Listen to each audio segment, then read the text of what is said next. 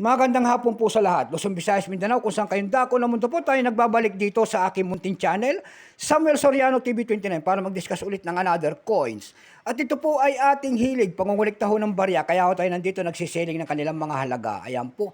Magandang hapon po sa lahat ng aking mga subscriber, kung saan kayong dako ng mundo po, maraming salamat sa lahat ng aking mga subscriber. Thank you so much. Yun naman po mga senior citizen na nanonood dito sa aking munting channel. Ayan, keep safe po sa lahat kung hanggang saan kayong dako ng mundo po. Ayan, God bless. Yun naman po nanonood doon sa aking FB page, Samuel Soriano po. Lahat po na nakapalo sa akin doon, ay thank you so much sa inyo.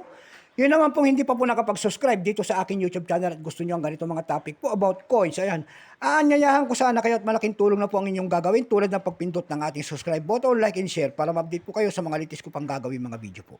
Ang pag-usapan po natin ngayon ay world coins. Ayan, world coins. Pera po ng Ireland. Ang ating pag-uusapan, 2 pence. Ayan, Ireland coins. Napakaganda. Year 1975. Bago tayo magsimula sa ating talakayang, kilalanin mo muna natin siya. Issue po, Ireland. Period. Baka mayroon pala kayo niyan, mga ganito po. Ayan, willing mo tayong bilhin. Ayan, maramihan naman po ang bilhin nito. Ayan. At hindi pa po kamahalan.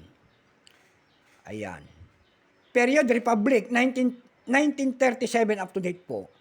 Type standard circulation coins, years 1971 hanggang 1988. Value nito 2 pence, Ireland.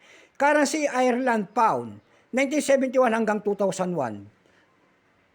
Composition po nito ay bronze. May bigat po itong 7.1 grams, may haba pong 25.9 mm. May kapal po naman itong 1.8 mm. Hugis po, siyempre bilog. Orientation niya, middle alignment. Itinigil ang paggamit nito noong February 9, 2002. Number N-952. Reference number KM-21. Ito pong year 1975, ito po ay 27%. Kung ilang piraso naman ginawa sa barya na ito, hawak natin, ito po ay 20 million exactly po. Walang butal, 20 million. May price na po ito doon sa ating numista.com. Yung kanyang very fine 11, extra fine 11, almost uncirculated 13. Ang circulated nito ay nagkakahalaga na po ng 24 pesos. Dako naman tayo sa kanyang price. Ayan, doon sa ating eb.com, nakakita ko tayo nagbebenta doon ng $3.99. Nasundan po ito ng $4.20 and then 367 pesos. And then $2.39. Sa Carousel PH naman po tayo dumako. Ayan, sa Carousel PH nakakita ko tayo nagbebenta doon ng 150 pesos. Ayan lamang po ang aking may babaging kanyang presyo sagad na. So hanggang dito na lamang po, Luzon, Visayas, Mindanao. Kung saan kayong dako ng mundo po, keep safe po sa lahat and God bless.